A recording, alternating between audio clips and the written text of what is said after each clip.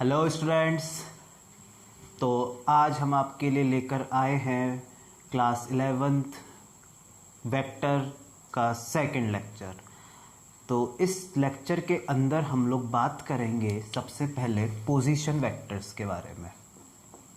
Position vector, तो देखो समझो पोजीशन वेक्टर क्या होता है। नाम से ही पता चल रहा है कि पोजीशन का मतलब होगा, पोजीशन वेक्टर का मतलब होगा किसी भी वेक्टर की या किसी भी पॉइंट की पोजीशन बताने वाला वेक्टर, किसी भी पॉइंट की पोजीशन बताने वाला वेक्टर। जैसे मैथ्स के अंदर हम किसी भी पॉइंट की पोजीशन कैसे बताते हैं कि जैसे मान लीजिए हमने एक्स वाई प्लेन लिया, ओरिजिन और कोई पॉइंट पी जिसके कोऑर्डिनेट्स 1, 2। तो इस पॉइंट की पोजीशन मैथ्स में हम लोग बताते हैं कोऑर्डिनेट्स की हेल्प से कि इसके कोऑर्डिनेट्स 1, 2 है, पॉइंट यहाँ पर है 1, 2 पर। लेकिन फिजिक्स में हम लोग पोजीशन बताते हैं पोजीशन वेक्टर से। कैसे बताएंगे? तो ओरिजिन के रेस्पेक्ट में ये पॉइंट पी जहाँ पर है उसको ओरिजिन से मैच किया एरो की हेल्प से, तो ओपी वेक्टर जो यहाँ पर बना हमारे पास वो क्या बना? इसका पोजीशन वेक्टर। कौन से पॉइंट पी का? पॉइंट पी का पोजीशन वेक्टर। अब कैसे लिखेंगे इसकी वैल्यू? तो देखो एक्स एक्सिस में हम लोग गए 1 यूनिट आगे और वाई एक्सिस में हम लोग गए 2 यूनिट ऊपर। ठीक है, तो एक्स एक्सिस की डायरेक्शन में हमने पढ़ा था कि यूनिट वेक्टर होता है हमारे पास आई कैप, और वाई एक्सिस की डायरेक्शन में यूनिट वेक्टर होता है हमारे पास जे कैप। तो इसका पोजीशन वेक्टर क्या बनेगा पॉइंट पी का? तो एक्स एक्सिस में 1 यूनिट तो 1 आई कैप, प्लस वाई डायरेक्शन में 2 यूनिट तो 2 जे कैप, यानी कि यूनिट वेक्टर बना हमारे पास आई कैप प्लस 2 जे कैप। तो किसी भी पॉइंट की पोजीशन बताने वाला वेक्टर, पोजीशन वेक्टर हमने कैसे लिखा कि एक्स के साथ हमने आई को चिपका दिया और वाई कोऑर्डिनेट के साथ जे को चिपका दिया, तो पोजीशन वेक्टर बन गया आई कैप प्लस 2 जे कैप। मान लो एक पॉइंट यहाँ पर है, कोई पॉइंट है Q जिसके कोऑर्डिनेट्स हैं -2, 3।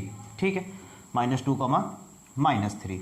एक्स एक्सिस की भी नेगेटिव डायरेक्शन, वाई की भी नेगेटिव डायरेक्शन। तो इसका हम लोग पोजीशन वेक्टर बोलेंगे। तो O Q vector position vector क्या बनेगा? तो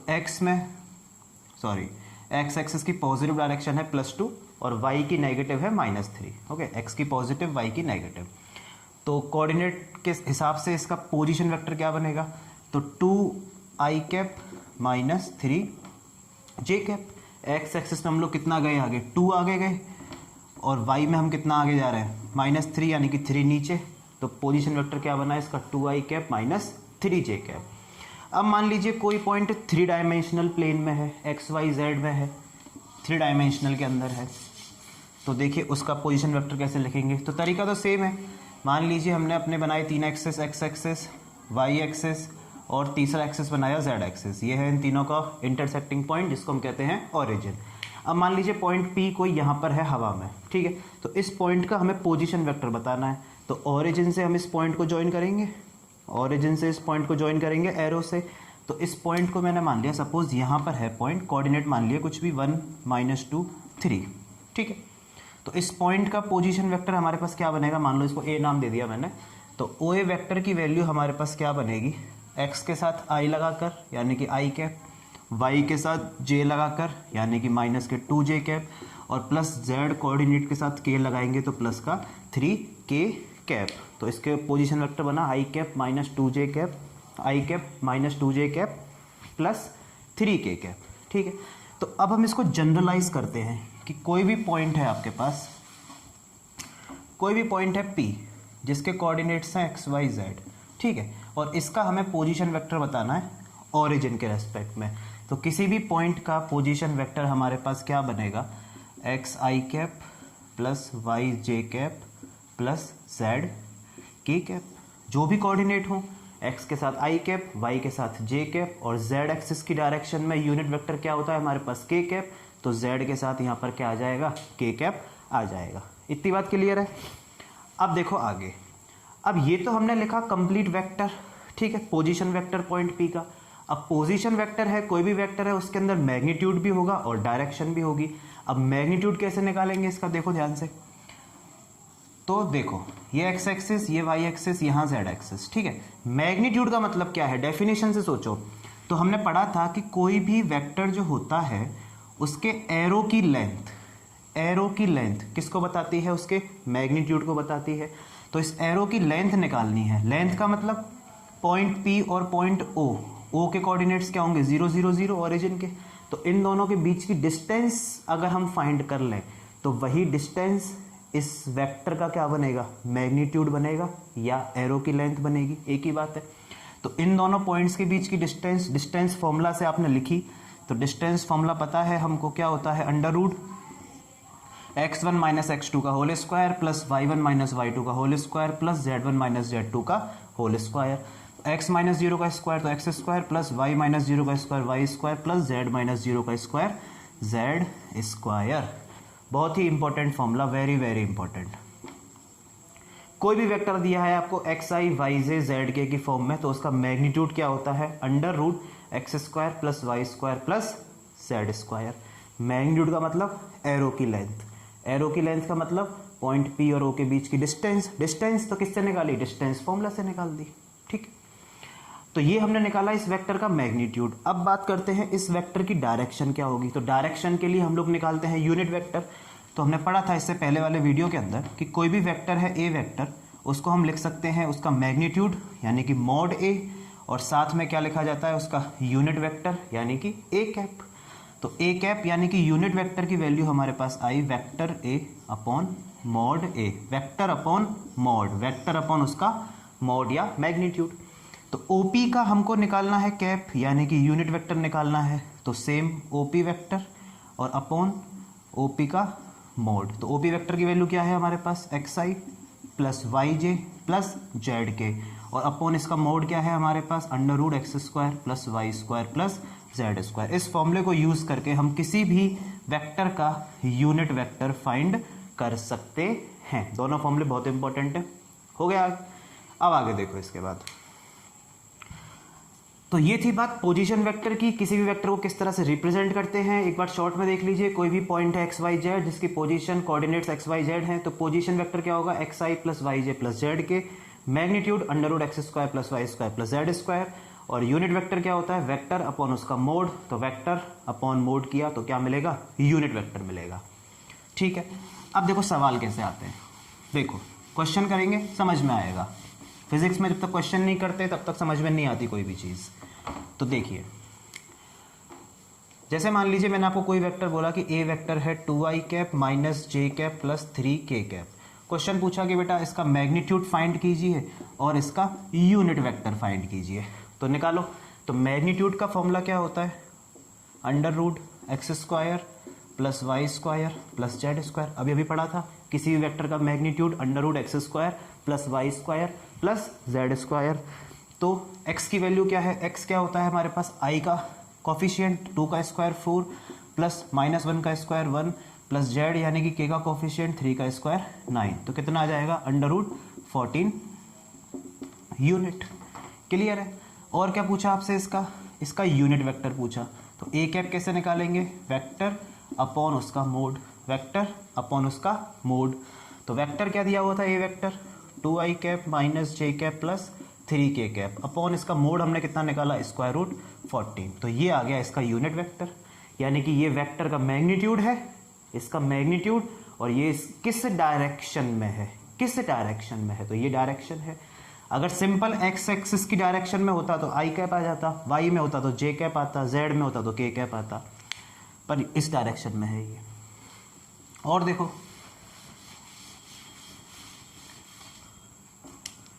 अगला क्वेश्चन देखो, मान लीजिए एक वेक्टर दिया है P vector root 3i cap minus j cap plus 3k cap, ठीक है। फिर से वही सवाल कि आपको इसका मैग्नीट्यूड फाइंड करना है और इसका यूनिट वेक्टर यानी कि पी कैप फाइंड करना है, मैग्नीट्यूड और डायरेक्शन फाइंड करनी है। तो मैग्नीट्यूड के लिए under root x square plus Y square plus Z square, तो डायरेक्ट करते हैं। तो एक्स की वैल्यू क्या है रूट 3 का स्क्वायर 3 प्लस वाई की वैल्यू क्या है माइनस वन का स्क्वायर 1 प्लस जेड की वैल्यू 3 का स्क्वायर 9। तो कितना आया अंडर रूट 13 यूनिट। और इसका कैप निकालना है यानी कि यूनिट वेक्टर, तो फिर से वही वेक्टर अपॉन उसका मोड। तो वेक्टर की वैल्यू कितनी है हमारे पास root 3i cap minus j cap plus 3k cap, जो वेक्टर दिया है पूरा वेक्टर अपॉन मोड कितना है अंडर रूट 13, ये आंसर। क्लियर है इतनी बात। अब देखो आगे इस पर बेस्ड और सवाल, थोड़े से डिफरेंट टाइप के, ठीक है। अब मैं आपको सिखाता हूं addition of vector, addition of vectors. दो वेक्टर्स को ऐड कैसे करते हैं। जैसे सपोज एक वेक्टर है ए वेक्टर, आपको दिया है x1 i cap plus y1 j cap plus z1 k cap, ठीक है। यानी कि कोई पॉइंट होगा ए जिसके कोऑर्डिनेट क्या है x1 y1 z1, तो उसका पोजीशन वेक्टर हो गया x1 i y1 j plus z1 k। और दूसरा वेक्टर आपको दिया है मान लो B vector x2 i cap plus y2 j cap plus z2 k cap, ठीक है। आपसे पूछा कि इन दोनों का सम क्या होगा, यानी कि vector A plus vector B क्या होगा। तो कैसे करेंगे, दोनों को ऐड कर देंगे। ऐड कैसे करेंगे, आई के साथ ऐड होगा, जे के साथ ऐड होगा और के के साथ ऐड होगा। तो x1 प्लस x2 और i cap common plus y1 plus y2 j cap common plus z1 plus z2 और k कैप कॉमन। तो इन दोनों वेक्टर्स का हमने सम कर दिया, एडिशन कर दिया। दोनों का i जोड़ दिया, दोनों का j जोड़ दिया, दोनों का k ऐड किया। x1 plus x2 i, y1 plus y2 j, z1 plus z2 k। बहुत सिंपल है। मान लो सब्ट्रैक्शन पूछ ले, a vector minus B vector करना है, तो माइनस भी ऐसे हो जाएगा। i में से i को माइनस करेंगे तो क्या आएगा x1 minus x2 i cap plus j में से j को माइनस करेंगे तो y1 minus y2 j cap plus k में से k को माइनस करेंगे तो z1 minus z2 k cap. दो वेक्टर्स को माइनस भी कर सकते हैं। और क्या बात है इसमें, दो वेक्टर्स को ऐड करने पर जो आपके पास क्वांटिटी आई है वो भी क्या है, एक वेक्टर ही है। दो वेक्टर्स को ऐड करने पर भी आपको एक वेक्टर मिलता है और दो वेक्टर्स को सब्ट्रैक्ट करने पर भी आपको कैसी क्वांटिटी मिलती है, एक वेक्टर क्वांटिटी मिलती है। आप देख सकते हो ऊपर वाली टर्म भी आई जे के की टर्म्स में है, नीचे वाली भी आई जे के की टर्म्स में है। यहाँ पर भी आई जे के है, आई जे के है, दोनों ही क्या हैं, वेक्टर्स हैं। तो इस तरह से हम वेक्टर्स को ऐड या सब्ट्रैक्ट कर सकते हैं जब आई जे और के की टर्म्स में वेक्टर दिया हुआ है। अगर नहीं दिया आई जे के की टर्म्स में तो फिर हम उसके आगे लॉज पढ़ेंगे, ट्राइंगल लॉ, पैरेललोग्राम्स लॉ, वो आगे के लेक्चर में आएंगे। अब देखो इस पर बेस्ड क्वेश्चंस कैसे करते हैं, देखो ध्यान से। देखो मान लो क्वेश्चन आया कि एक वेक्टर ए वेक्टर है जिसकी वैल्यू आपको दी है 2i कैप प्लस जे कैप माइनस के कैप, ठीक। और दूसरा वेक्टर बी वेक्टर है जिसकी वैल्यू आपको दी है i cap plus 2j cap minus 3k cap. तो आपसे पहला सवाल पूछा कि फाइंड कीजिए ए वेक्टर प्लस बी वेक्टर। तो आपने बोला सर ए वेक्टर प्लस बी वेक्टर, तो i को i से ऐड करेंगे तो 2 प्लस 1 कितना होगा, 3i कैप। कोई दिक्कत, 2 plus 1 3i cap, j plus 2j तो plus 3j cap and minus के माइनस 3k तो कितना हो जाएगा, माइनस के 4k cap. Answer very simple, दोनों का सम कर दिया। आपसे पूछा कि दोनों का सब्ट्रैक्शन बताओ, ए वेक्टर माइनस बी वेक्टर बताओ। ए में से बी को माइनस करना है तो 2i में से i को माइनस किया तो i कैप, j कैप में से 2j कैप को माइनस किया तो माइनस का j कैप बचेगा, माइनस k में से 3k माइनस का है उसको माइनस करेंगे तो प्लस हो जाएगा तो प्लस का 2k कैप। आंसर समझ में आ गई बात। 2i में से i माइनस किया i कैप, j में से 2j माइनस किया माइनस j, माइनस का k है, माइनस माइनस प्लस का 3k हो जाएगा, 3k माइनस k कितना बचेगा, 2k कैप। सब्ट्रैक्शन हो गया, एडिशन हो गया। मान लो तीसरा पार्ट मैंने दिया कि बेटा जरा B vector minus A vector find करो, बी में से ए को माइनस करो। तो करके देखो, बी में से ए को माइनस किया तो देखो क्या आएगा, बी माइनस ए। तो आई में से 2i को माइनस किया तो माइनस आई कैप, 2j में से j को माइनस किया तो प्लस का j कैप, माइनस के 3k से माइनस k गया तो माइनस के 2k कैप। जरा ध्यान से देखो, वेक्टर a माइनस बी और b माइनस ए दोनों में नेगेटिव साइन का डिफरेंस है। अरे इसमें से माइनस कॉमन ले लो तो i cap minus j cap plus 2k cap. आना ही था नेगेटिव साइन का डिफरेंस, यानी कि vector a minus vector b equal to किसके है, minus b vector minus a vector के। दोनों के साइन में डिफरेंस आया है, दोनों के साइन में डिफरेंस आया है। और देखो चौथा पार्ट, मान लो मैंने आपसे बोला बेटा vector A plus vector B का मैग्नीट्यूड फाइंड करो, मैग्नीट्यूड। तो आपने बोला सर मैग्नीट्यूड कैसे निकालेंगे? तो मैग्नीट्यूड निकालने का तरीका वही है कि किसी भी वेक्टर का मैग्नीट्यूड कैसे निकलेगा, under root x square plus Y square plus Z square. तो ए प्लस बी का मैग्नीट्यूड निकालना है, तो ए प्लस बी वेक्टर कहाँ है, ये रहा। तो 3 का स्क्वायर किया 9 प्लस 3 का स्क्वायर 9, 4 का स्क्वायर 16, तो आंसर कितना आया हमारे पास, √34 यूनिट। कोई दिक्कत? बहुत आसान। मैंने बोला बेटा कि फाइंड करो mode A vector minus B vector, A minus B का मोड निकालो।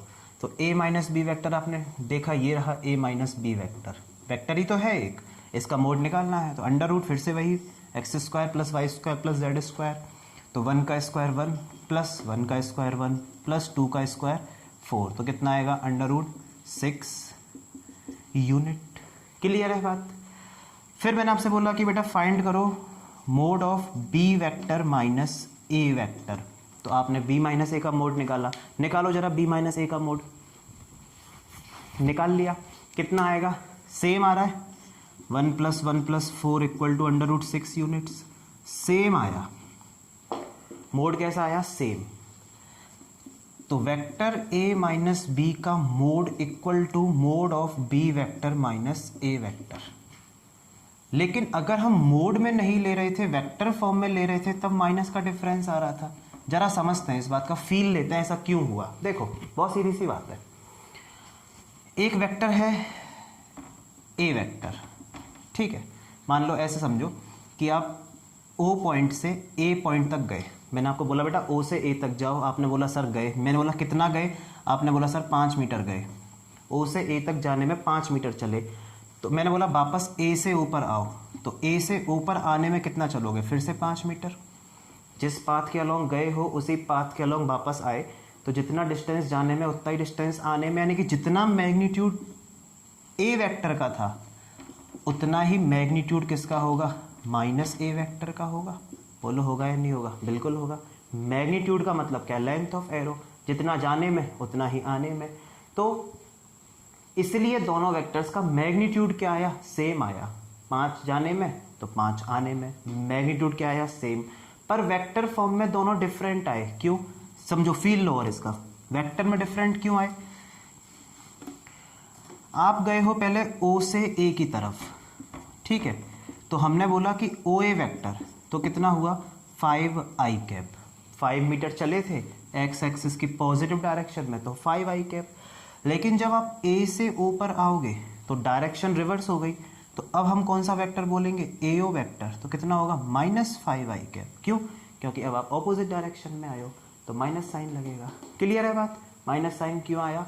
क्योंकि डायरेक्शन क्या हो चुकी है, रिवर्स हो चुकी है। पर मैग्नीट्यूड अब भी क्या है, सेम है। क्यों है सेम? क्योंकि जितना जाने में उतना ही आने में डिस्टेंस होगी। क्लियर? तो इस तरह से हम इन सवालों को कर सकते हैं। एक और सवाल देखो इस पर बेस्ड, देखो एक और सवाल।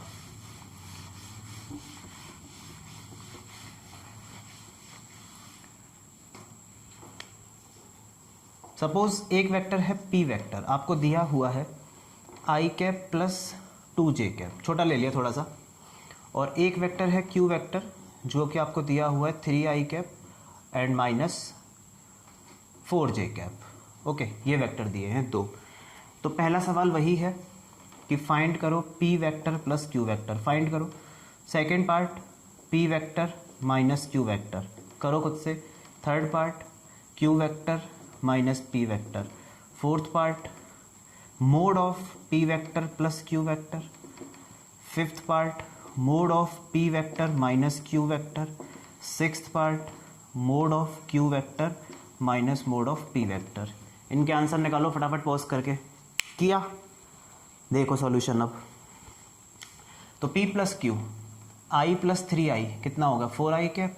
2j माइनस 4j कितना होगा, माइनस के 2j कैप। सही है एकदम, बिल्कुल सही है। p माइनस क्यू करना है तो i minus 3i minus 2i cap. 2j minus minus plus हो जाएगा तो प्लस के 6j कैप। तो p माइनस क्यू निकाल चुके हैं तो q माइनस पी में क्या हो जाएगा, जस्ट माइनस का मल्टीप्लाई हो जाएगा। तो करके देख लो, q माइनस पी तो 3 minus 1 2i cap minus 4 minus 2 minus 6j cap. देख सकते हो माइनस का मल्टीप्लाई हो चुका है, -2 + 2 हो गया +6 -6 बन गया। p प्लस क्यू का मोड निकालना है तो p प्लस क्यू कहाँ है, ये रहा। इसका मोड √4 का स्क्वायर 16 + 2 का स्क्वायर 4 तो कितना आएगा √20 unit. Mode of p minus Q तो इसका मोड निकालना है तो √2 का स्क्वायर 4 + 6 का स्क्वायर 36 तो कितना आया √40 यूनिट। नीचे वाले का मोड भी क्या यही आएगा, बिल्कुल यही आएगा, क्योंकि p minus Q q minus P दोनों का मोड क्या होगा, सेम। चेक करके देख लो, 2 का स्क्वायर 4 6 का स्क्वायर 36 कितना आया √40 यूनिट। क्लियर है बात। अब देखो इसी क्वेश्चन का एक पार्ट और देखो, 7th पार्ट। मैंने बोला बेटा कि p vector plus q vector इसका यूनिट वेक्टर निकालो, इसका यूनिट वेक्टर। यानी कि कहने का मतलब क्या है कि ये है p vector plus q vector, खुद अपने आप में एक वेक्टर है। देखो 4i माइनस 2j खुद अपने आप में एक वेक्टर है। तो ये तो आपने निकाला इसका मैग्नीट्यूड। अब मैंने आपसे पूछी कि बेटा इसकी डायरेक्शन बताओ, किस डायरेक्शन में है ये, यानी कि डायरेक्शन के लिए आप क्या निकालोगे, यूनिट वेक्टर। तो कितना होगा, तो वेक्टर का यूनिट वेक्टर कैसे निकालते हैं, वेक्टर अपॉन उसका मोड, अपॉन उसका मोड। तो p प्लस क्यू का यूनिट वेक्टर निकालना है तो p plus Q vector upon उसका मोड लेंगे। तो p vector plus q vector की वैल्यू कितनी है, ये रही 4i cap minus 2j cap upon इसका मोड कितना निकाला 20 तो √20। कोई दिक्कत, एकदम सही। नेक्स्ट पार्ट देखो, 8th पार्ट। सर एक ही सवाल में सारे पार्ट हो गए, एक ही सवाल में सारे टाइप के सवाल। फिर पूछा कि p vector minus q vector का कैप, तो आपने बोला सर इसका कैप होगा p vector minus q vector upon mode of p vector minus q vector. बिल्कुल समझ में आ गई होगी बात कैसे लिखा, कि किसी भी वेक्टर का कैप निकालना है तो वेक्टर अपॉन उसका मोड। तो p माइनस क्यू की वैल्यू कितनी है हमारे पास, -2i cap plus 6j cap upon mode कितना है इसका √40। ये आ गया इसका यूनिट वेक्टर। और सर अब तो हमें पता ही है कि आप लास्ट पार्ट कौन सा दोगे, तो फटाफट से लास्ट वाले पार्ट का आंसर भी निकाल दो। क्या होगा लास्ट पार्ट, 9th पार्ट, कि q vector minus p vector का यूनिट वेक्टर। यही तो एक वेक्टर रह गया बस, q vector minus p vector इसका यूनिट वेक्टर। तो क्या आया देखो, इंटरेस्टिंग आएगा answer, q vector minus p vector upon mode of q vector minus p vector, vector upon उसका मोड। तो q माइनस p की वैल्यू कितनी है, ये रही 2i cap minus 6j cap upon magnitude तो इसका भी कितना है 40 है, मैग्नीट्यूड तो इसका भी कितना है 40 है। तो आप देख सकते हो यहाँ से कि इस वेक्टर का यूनिट वेक्टर और q माइनस पी का यूनिट वेक्टर दोनों में माइनस का डिफरेंस आ रहा है, आना ही था, समझाया था अभी कि एक वेक्टर अगर इस डायरेक्शन में है, मान लो p माइनस क्यू वेक्टर की डायरेक्शन सपोज ये है, तो q vector minus p vector की डायरेक्शन जस्ट क्या है, रिवर्स है। इस डायरेक्शन में जो यूनिट वेक्टर है मान लो i कैप, तो इस डायरेक्शन में क्या होगा -i कैप। तो इस डायरेक्शन में यूनिट वेक्टर था -2i प्लस 6j अपॉन 40, तो इसके रिवर्स डायरेक्शन में यूनिट वेक्टर क्या हो गया, just reverse 2i cap minus 6j upon √40। Clear है बात, एकदम समझ में आया। चलिए तो फिर इसके बाद हम लोग आगे की क्लास में कंटिन्यू करेंगे, आगे के लेक्चर में देखेंगे। इसके बाद हम लोग एडिशन ऑफ वेक्टर्स कैसे करते हैं, ट्राइंगल लॉ, पैरेललोग्राम लॉ, ये सारी बातें समझेंगे। तब तक घर पे प्रैक्टिस करते रहें, रिवीजन करते रहें। All the very best.